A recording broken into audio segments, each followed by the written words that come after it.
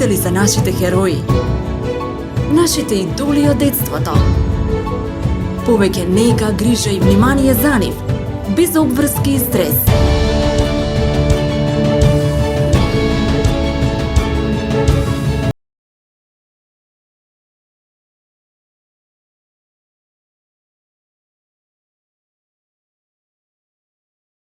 Лица Hunters Life Катланово.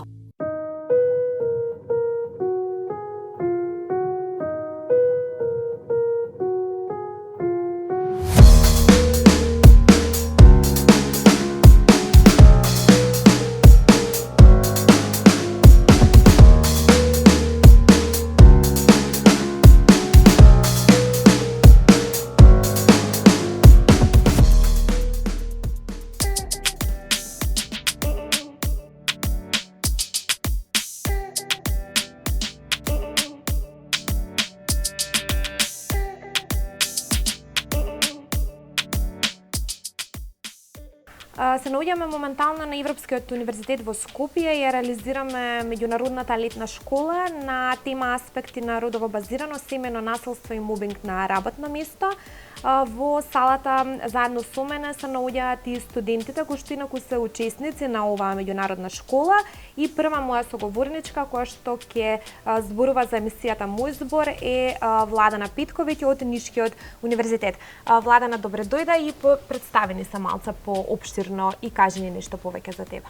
Hvala na dobrodošlici, zdravo i tebi. Ja sam Vladana, druga godina socijalne politike i socijalnog rada, sada ću treća, ja sam na univerzitetu u Nišu. Motivacija za učestvovanje u ovoj letnjoj školi svakako jeste tema jer se tom temom i bavimo i na samim studijama. Mislim da će svakako ovo da mi pomogne u daljem radu i ono što je bitno jeste da mi dosta toga učimo u teoriji, ali kada čujemo od stručnih predavača kako se to u praksi realizuje, mislim da je svakako to mnogo bolje na ovaj način da se sazna. Stekla sam puno novih drugara i drugarica, prelepo mi je ovde, predavači su stvarno veliki stručnjaci i radujem se što ću saznati nešto više o ovoj temi, kako o nasilju, kako o prevenciji i o širenju prosto. Ova tema jeste mnogo bitna i svakako treba da se utiče na to i da se svako od nas zauzme za zaštitu od nasilja. Ти си, можеме да кажеме, на почетните години од твоето студирање и веројатно не се уште во текот на студиите не си ги исцрпела сите теми и сите прашања што ќе ги работиме и денеска, но дали имаше нешто од денешните предавања, од предавањето што ги проследи, кои што кореспондираат со она што сте го учеле на универзитетите, или можеби е тоа малку повеќе проширено и практично знаење и доколку е така, дали сметаш дека тоа е позитивно што има применлива вредност тоа што сте го учеле на факултетите? Da, svakako prepoznajem neke sličnosti sa nekim predmetima, pogotovo pravnim. Danas sam svakako naučila nešto što nisam znala i sviđa mi se to što mnoge stvari mogu da, to što sam imala u nekim predmetima i što sam radila, da mogu da primenim i ovde i da povezujem gradivo i odavde i sa ove letnje škole i sa samih studija. Tako da nadam se, nismo mnogo govorili o mobingu na samim studijama, nadam se da ćemo to kroz naredne godine o tome isto da razgovaramo, ali ovo što sam danas svakako saznala i naučila, mislim da to gradi sada jednu celinu kako treba. Дали би препорачала на твоите колеги и колешки, односно на другите студенти или идните студенти да земат учество во летните школи и малку повеќе да се интегрираат во неформалниот процес на образование? Svakako, naravno da preporučujem kad god vide bilo ko obaveštenje ili na bilo kom sajtu, svakako, mislim, svaka mala promjena polazi od jedne osobe i ako se svi uključimo, mislim da stvarno možemo da pravimo velike promjene, tako da preporuke svakako. Ти благодарам за разговорот, Владана. Hvala vam. Она што денеска ќе го разботиме е аспекти на родово базирано и семејно насилство. Значи, вака ги поделивме у две тематски единици предавањата. Пошто родово базирано и семејно насилство многу се тесно испреплетени во пракса. Кога зборуваме за родово базирано насилство, обично зборуваме за насилство кој што се случува у примарните групи, односно во семејствата. Секако има и родово базирано насилство за кое што во последно време многу се говори, а тоа е родово базирано насилство во политички политичкиот и во јавниот дискурс, кога на пример имате жени политичарки или жени од бизнис секторот кои што успешно се занимаваат со својата работа и успешно го водат своето занимање. Многу често истражувањата покажуваат дека се повеќе жртви жените на некој тип на вербално насилство, стигматизација и стереотипи кои што се појавуваат и на социјалните мрежи и во јавните дебати, да кажам, доколку станува збор за политичарки, и тие се обично навредливите коментари кои што се упатуваат на жена политичарка, пример, не се за нејзината работа, односно критиката на недостатоците на нејзината работа, туку токму се удира по женскиот морал, по секс атрибутите, да кажам, значи се удира на оние полови карактеристики на жената, се со цел таа да се валоризира на еден или на друг начин.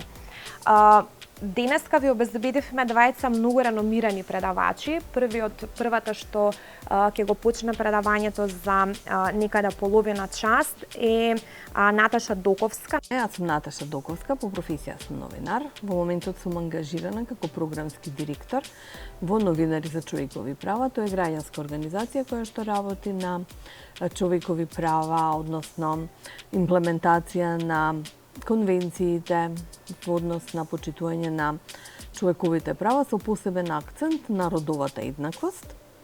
Организацијата постои од 96-та година и од тогаш наваму во континуитет ја третираме оваа проблематика. Семејното насилство, заштита, помош и поддршка на жртвите на насилство се некако тема која што со години наназад ја третираме. Нормално не ја третираме сами, бидејќи тоа не можеме сами никогаш да го направиме. Ја третираме заедно со поддршка и помош на повеќе организации. Јас денеска во првиот дел со вас ќе споделам некои информации околу тоа што значи семејно насилство. Не би сакала да биде суопарно и само јас да зборувам, значи ќе ве поканувам уште сега да ме во вториот дел заедно со мојата колешка Александра Радевска ќе споделиме со вас техники на зајакнување преку самоодбрана.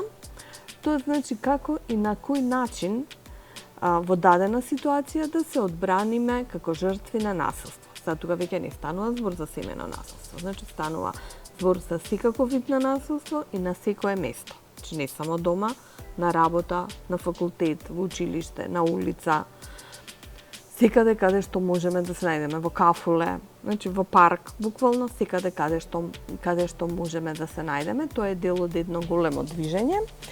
Се вика зајакнување преку самоодбрана, глобално движење за зајакнување преку самоодбрана, на кое што движење седиштето им е во Израел, но е распространето буквално на секаде низ цел свет и сега веќе има повеќе од 50 држави кои што членуваат. Ние како организација веќе одржавме еден тренинг, тоа беше за представници на граѓански организации кои што работат или имаат желба да работат со жени жртви на насилство. Тренингот беше интересен и тоа ни даде поттик дека има интерес и дека многу повеќе од жени, не само жени, значи сакаат да се вклучат и да работат на оваа проблематика. И сега, за да не бидам само дека само јас зборувам на почеток, вие си да се представивте, јас колку чув, колку не чув, бидејќи нели тогаш влегов, но тоа не е ни важно сега. Јас ќе поберам секој од вас, бидејќи нема листови, секој од вас да каже еден збор во моментот што ќе ви текне, што се однесува на заштита од насилство. Чисто онака разговараме да видиме кои се оние зборови кои што често пати ги употребуваме, ги користиме и кои што на некој начин или може да бидат наша алатка, бидејќи овие сите зборови што ги кажавте вие на некој начин се наша алатка за справување со насилството. Не знам спреј, што значи? Значи како да се одбраниме, не знам информација, како да ја споделиме информацијата. Информацијата е многу важна да ја споделиме ако сме нели жртва. Значи, се тоа некој, затоа ве прашам за да почнеме да размислуваме полека да навлегуваме во темата насилство и што е она што треба ние да го знаеме, да бидеме подготвени доколку нели утре се соочиме со било каков вид на насилство. Многу е важно да знаеме дека кога ќе кажеме насилство не се мисли секогаш на физичко насилство. не се мисли секогаш на тепање. Вербалното или психичкото насилство е никогаш многу по-сериозен вид на насилство отколку физичкото насилство. Затоа велам треба полека нели да размислуваме и да навлеземе во проблематиката, за полесно да ни биде да ги разбереме сите оние елементи за кои што ќе говориме во наредниве 45 минути. Сега јасно ли ни е зашто? Сега сакам пред да почнам јас да зборувам, да прашам дали вие до сега сте имале предавање на оваа тема и колку сте запознати за оваа проблематика. Како вид на насилство имаме и што е насилство? Значи, тоа е дејство на сила, најкратката дефиниција, и кај нас, например, во Северна Македонија, семејното насилство, кога говориме значи за семејно насилство, тоа е дефинирано со закон за заштита за семејно насилство во член 4 службен весник број 116/3. Секоја примена на физичка или психолошка принуда врз интегритетот на една личност представува насилство. Секој друг третман на член на семејството што може да предизвика или се заканува да предизвика физичка или ментална болка, исто така представува насилство. Предизвикување чувство на страв или лична закана, односно повреда на достоинството, физички напад, нели сите знаеме, најчесто кога некој ќе каже имаше насилство таму и таму, сите веднаш нели мислиме дека станува збор за физички напад, без разлика дали настанала физичка повреда или не, вербални напади, навреди, пцовки, именување со лажни, погрдни зборови, имиња и други форми на тешко вербално вознемирување, потоа сексуално вознемирување и сите други видови, односно форми на вознемирување представуваат насилство, потоа лажна изолација или ограничување на слободата на движење и комуникација со трети лица, како и оштетување или уништување на имотот или пак обид да се стори тоа. Значи, ако некој сака да ви го земе моливчето на час додека седите, исто тоа може да се третира веќе, односно влегува во еден вид на насилство. Значи, ние треба да бидеме обучени, односно да знаеме како да го препознаеме насилството и како да реагираме. За кои се цели на насилство? Зошто значи се случува насилството? Кога говориме за физичко насилство, целта е форма на злоупотреба насочена кон стекнување мок и контрола врз жртвата, забрана, закана кон жртвата или негова навреда, потценување, исмејување, дезориентација, уцена, контрола на движењето, изолација, опасност по психолошкото здравје и личноста на жртвата. Значи, кога станува збор за физичко насилство. Кога имаме опасно, го третираат како и го е именувано како опасно насилство, но во суштина станува збор повеќе за вооружено насилство, во кое што имаме замавнување, трескање, туркање, клоцање со раце, нозе и предмети, прострелни рани. Значи, станува збор кога одредено лице врз другото, односно трето лице, сака да направи негова повреда. Опасности се лесни или тешки телесни повреди. Сексуално насилство е вид на физичко и психичко сексуално вознемирување. Сексуалното вознемирување е сексуална злоупотреба, инцест, неволни сексуални действија, силување и секој вид на сексуален чин извршен против волјата на второто лице. Економското насилство е пак негирање и лишување од финансиски средства, неплаќање алиментација и други облици кои ја оставаат жртвата без средства за екзистенција. Значи, можеме да говориме за економско насилство само во случај кога станува збор за насилство во рамки на семејството и кога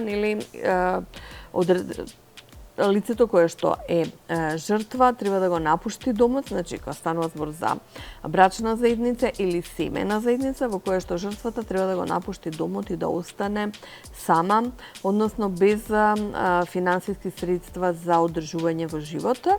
Сега овдека во рамките на економското насилство кое што е многу актуелно во последниве неколку години кај нас, особено со ковид кризата кога голем број на луѓе остана, значи подеднакво и мажи и жени, остана без работа, се зголеми овој процент на насилство. Мислам дека ова никогаш не оди само, односно немаме само економско насилство, туку имаме секогаш, што е секогаш придружено со физичко, психолошко, па дури и вооружено насилство. Истражувањата покажуваат дека кај нас секоја жена е жртва на психичко насилство, а секоја трета жена во Македонија е жртва на физичко насилство. Истражувањата кои што ги правиме, значи ние како новинари за човекови права често правиме истражување на оваа тема, анализа, да видиме до каде сме стасани. Можам да кажам дека ако пред повеќе години, пред 20 години, кај нас секоја трета жена беше жртва на некаков облик на насилство, сега слободно можам да кажам дека секоја жена барем еднаш во животот била жртва на некаков вид на насилство. Значи не мора да е само физичко насилство, може да е психичко, може да е вознемирување, значи секоја жена била, додека секоја трета жена станува жртва на физичко насилство. За физичко насилство се смета и удар на училиште од некој другарче. А за жал се повеќе се случува тоа кај нас. Се почесто децата стануваат жртви на булинг, а ние се уште немаме механизам за одбрана од истиот. Се повеќе жени стануваат жртви на насилство, на вознемирување на работно место. Се повеќе девојчиња стануваат жртви на вознемирување во рамки на слободните активности, особено девојчиња кои што се занимаваат со спорт и тренираат. Па и момчиња.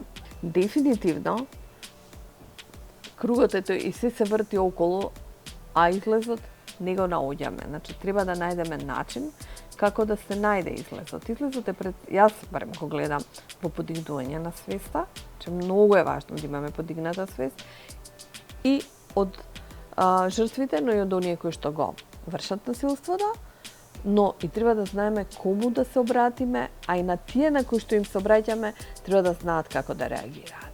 Значи, се тоа сврзани садови кои што треба да имаат поддршка за да можеме да кажеме за извесен период дека сме успеале нешто да направиме. Повелете. Корупцијата кај нас придонесе да имаме се повеќе проблеми, да немаме нерешени случаи на посебно на семено насилство. Мислам дека тоа е епидемија и во Србија. Јас читам буквално секој ден српски печат и гледам што се случува тамо исто. Кај нив дури имаше и смртни последици, пред центрите за социјални се убива родители, значи нема начин, односно се уште не е најден механизмот како да се застане на ова, но за тоа нели има луѓе кои што земаат плата, има експерти. Ние како организација, значи, работиме да ги зајакнеме капацитетите на секој еден да се заштити ако се најде во ситуација да биде жртва на некаков вид на насилство. Ви кажав нели на почеток дека сме како организација дел од ESD Global, заедно со колешката Александра. Бивме на завршниот тренинг во Прага, каде што на вистина имавме 8 дена интензивен тренинг. Ме гледате мене, јас сум малку елегантно пополнета и со годините нели не сум баш за физички вежби, но тамо имавме физички вежби, јас са бајле не можев да станам. Значи имавме физички вежби на кои што не учеа буквално како да се одбраниме, и физички и вербално, и воопшто не е лесно. Јас пред да отидам мислев дека добро тоа што зборам, знам да зборам, демек во смисла дека вербалната комуникација апсолутно не е проблем. Не. сепак се техники кои што треба да се научат и кои што треба да знаеме како да ги имплементираме. И сега 5 принципи на самоодбрана според кои што работи ESD Global се мисли, викај, бегај, бори се и кажи. Дел од вежбите тука ќе ви ги покажеме со Александра и вас ќе ви дадеме да поработите. Вели кажи. Излечете се и споделете во безбеден простор со некој на кој му верувате дека ќе ве поддржи. Ова вежба ќе работиме. Во пар по двајца ќе си кажете нешто што ве мачи еден на друг и потоа ќе ни кажете нас, нема да ни раскажете што сте зборили. Тоа нас не ни интересира, но што е она вие што сте го како срж од проблемот сте го забележале. Така да видиме што е она што значи тоа кажи. Потоа вика бори се. Физички отпор. Користете ги тврдите делови од вашето тело против размливи цели. Затоа ќе ви покажеме, еве, носиме и еден, можеш Сашка да го покажеш, кој што ќе вежбаме, малце ќе повежбаме, едно перниче, да видиме како. Јас верувам дека да бидеме малце, нели, сега да не седиме цело време, па и цело време седење не е здраво. Мора да мислиме на нашето здравје. Потоа вика бегај, заминете. Вие одлучувате кога треба да ја напуштите непријатната ситуација. Викај, користете го вашиот глас за да зборувате за себе и другите. Бидете мирни, бидете мирни, но гласни, јасно направете ги вашите, јасно одбележете ги вашите граници. И на крај мисли, принципот мисли, тоа се однесува, бидели користете ја вашата глава, односно бидете присутни, слушнете ја вашата интуиција, забележете што се случува и што сакате да направите. Значи, во односот на 5 принципи за самоодбрана, интуицијата има многу голема улога.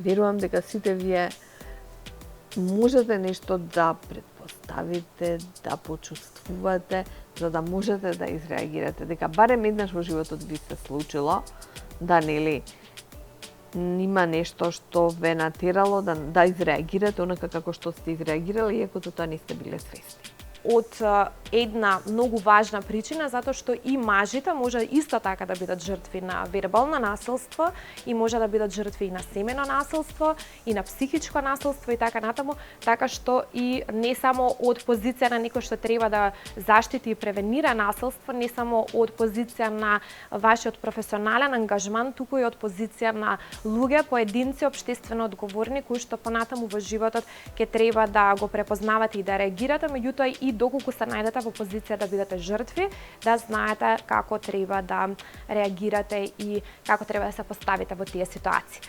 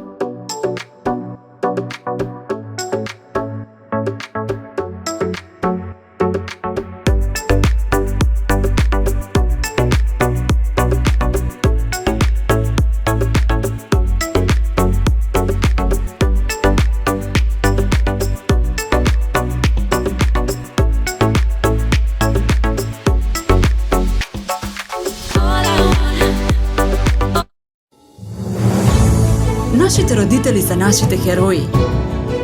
Нашите идоли од детството. Повеќе нега, грижа и внимание за нив, без обврски и стрес.